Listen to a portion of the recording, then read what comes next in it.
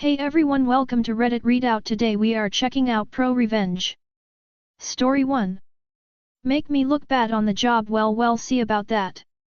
I worked at a clothing store in a mall for a year and a half. It was not fun, but I was think back to my time there recently and I forgot this golden gem of ProRevenge. So a new girl had just been hired, as many new people did in that job, and right away you could tell she thought she was hot shit. We're talking acting like a manager, talking how many hours she had, and worst of all, she wouldn't shut up about all the dudes she was banging and how the money she got from them was the most important part. To put it lightly, she was a cold-hearted bitch who made everyone feel bad about their insignificant lives, as she put it. Here's where things go down. In our store all the racks were milled steel bars and hooks, so really hard to break and really expensive. They could however be bent out of shape if enough heavy coats stay on them for long periods of time. Ms. Hot Shit here, though it would be a good idea to impress the management by putting all the coats on the same rack using the milled steel bars instead of a circular rack that wouldn't warp. I protested, of course, as I'd been there longer, but she said, "I get paid more than you, so do what I say." She got hired as a key holder hour of the gate, so she made $1 more than I did per hour. I go along with it, put the heavy winter coats up on the milled steel and go about my life. Well, 2 weeks later the milled steel is of course warped, and when management saw this they flipped. Cheapo store, any cost was bad to them. Anyways, she blames it on me and I get written up for it. Now I refused to sign, so they gave me less hours, which also cut my pay. Because she lied, I was now making 50% less than before and had a formal written complaint against me. To say I was ticked off wouldn't even start. So I devised a plan, go get back at her. You see, the drywall on the center pillars had sustained water damage for an early melt earlier that year, making them extremely soft. However, they provide some of the largest coverage of shelf space in the entire store, meaning basically a good 20% of shelf space couldn't be used. Now the kicker is Ms. Hot Shit didn't know about this, as she came in a week after it had happened, and to the naked eye you wouldn't think the pillar couldn't be used, as there was banners on it to try and hide the yellowing. I may have suggested what a waste not being able to have product on the pillars was, and how if someone could come up with a nice display it would bring in a lot of customers due to how people could see it from the mall main floor. We were just off the food court. Her eyes lit up. Now here's the thing, I was taking a small break to a nice snowy lake cabin the next day, and the people she had working with her were the manager or the temps who were not allowed to handle marketing and logistics. Putting shelves/rack up on the wall due to their cost, and the incident that got me wrote up. Now I knew she wouldn't want the managers to see it because she wanted all the glory from it. She wanted to show to our 3 stores in the mall that her store was the best while the managers weren't around. So she, being with a temp and them not being able to put up shelving, put the heavy winter clothing on milled steel racks attached to the soft drywall pillars. Within a week the drywall on the pillars collapsed and ruined $500 worth of product. Now she tried to shift blame on me, but I was away for the whole week, so it could not have been me, because obviously that can't happen if I'm in the forest hundreds of miles from civilization. So no dice there, and she promptly got charged with the repair, demoted to sales associate, and written up for what they finally realized was not just this but the one they wanted me to sign. The repair was $2,500 plus the $500 stock that got destroyed when 40 pounds of drywall came crushing down on it. But I wasn't done yet. You see, our manager in our store specifically was pretty chill, and she's still a personal friend to me. She had a group chat so we could talk off hours and keep up to date. Now, as I mentioned before, she wouldn't shut up about all the men she was playing and how the only thing that mattered was the money, and boy oh boy did she use the group chat to say a lot of this. Sometimes one of these dudes would come around and take her for lunch. Let's just say when she was in the back for a little while finishing something up that I let them see the text channel if they promised not to let her know I told them. So often they'd go on their lunch date, and after 1 or 2 days she'd be down a man. Finally this boiled over when one of them took her phone, saw how many guys she had been banging for money, and messaged all of them about how much of a lying cheat she was. After 2 months her fountain of man money dried up, and how demoted to a sales associate she didn't have the money to spend on all her lavish nights out or designer clothing. She eventually moved up to another store for more hours and stole money from the till, causing her to get fired. A fitting end to a backstabbing ice queen, I think. I eventually left that job after half a year later to pursue my current job. Dr. Bitch, a coworker blames me for a task she commanded me to do, so I set her up to fail, cost her $3,000, ruined her relationships she's having with 10 different men, she then steals from the company and gets fired. Edit.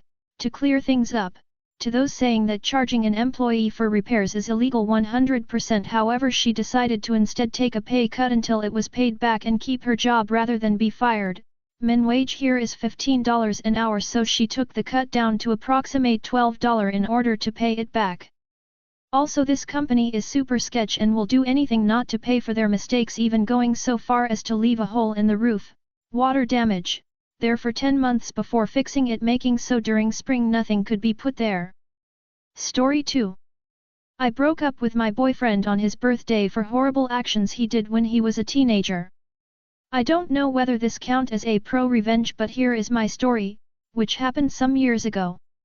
I, 26F at the time, had just started dating Thomas, 2AM, and things seemed promising, very sweet man, educated and quite smart, good looks. After 7 weeks of dating, he invited me and 2 of his childhood friends, let's call them Alex and Bart, for a long 29th birthday celebration weekend at his father's country house in a small French town. His father was going to be around as well, and I was very excited to meet everyone. Day 1, Friday, is fun. I am happy to get along well with Thomas's father, a smart and caring man. Day 2, Saturday, after a very nice day, we enjoy a party in the garden with the neighbors, including some friends of Thomas. After a few hours and lots of drinks, a group of people gather around a small campfire and start sharing childhood memories. This is where things go wrong.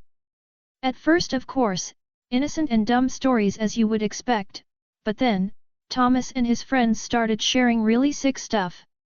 In particular, they told a story about how, when they were 14 or 15 years old, they found very amusing to bully for almost 6 months Arthur, a boy of their school who was very isolated and shy. Making jokes, calling names, you name it.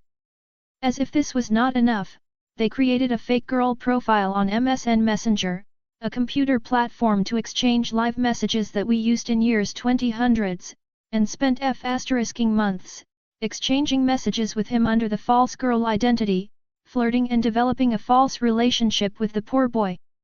Some people were in the confidence at school, and it became a big and cruel joke behind Arthur's back. They used pictures of Bart's real cousin, and the boy truly thought he had some kind of online girlfriend to whom he even sent confessions and love messages. At some point they got bored and scheduled a false rendezvous IRL, asking the boy to take a bus for 2 or 3 hours, wearing a t-shirt Elmer the Elephant, based on a private joke. Obviously there was no one waiting for him, and they did not know how long he waited over there, by himself. If Arthur had not already understood what was going on, he found out the next day at school after Thomas and Bart told the story to everyone and even shared the love messages that Arthur had been writing. The poor boy stopped coming to class and apparently changed school, and it is easy to imagine that this must have been extremely traumatizing to him. Do you think that Thomas, Alex, and Bart had any bit of shame about it? Not a bit of remorse, in particular on Thomas and Bart's side. They kept making jokes about it and even seemed to regret that they were not good enough at being evil to convince the boy to send nudes or sexy pics. I don't even want to imagine what would have happened if he had done so. To say that I felt uncomfortable would be a gross understatement. I was absolutely horrified and started to despise Thomas more than anything.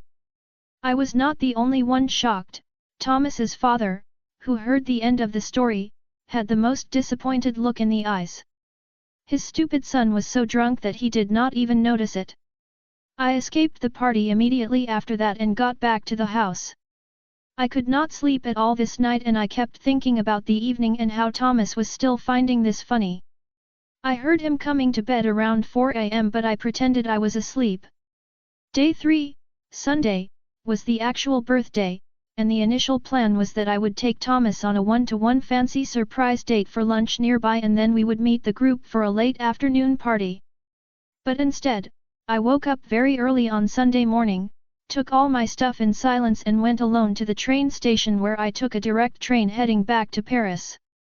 I decided to send a text to Thomas wishing him happy birthday and telling him to meet me at a certain location 1 hour from the house for a surprise and that I needed to go a little bit in advance to make sure that everything would be perfect. I had picked the location randomly, using Google Maps, to gain time. Thomas read the text around 10 a.m., when he woke up. He responded with excitement that he would follow religiously the instructions. When he arrived there at 12:30, I told him to wait further as there was little delay on something. Then I asked him to meet me at a restaurant which was 30 minutes drive from the initial location. When he arrived at 13:15, I texted him that I was on my way, would arrive in 20 minutes and that he will understand when he sees me why I made him wait. I also asked him to order some food and the most expensive bottle on the menu. Around 13:30 he started calling me several times and sent a lot of worried texts, and after 45 minutes I responded, in French, "So, how does it feel to have people play with your feelings?" Then I stopped responding. I let him call and text the entire afternoon, but never responded. At some point an unknown number called me. It was his friend Alex asking what was going on and that Thomas' birthday was completely ruined because of what I did. I just responded, "This is an extremely small payback for what you did to Arthur. Tell Thomas to stop calling me." And hung up. I blocked them. I still felt bad the entire evening as I had started to grow attached to Thomas back then.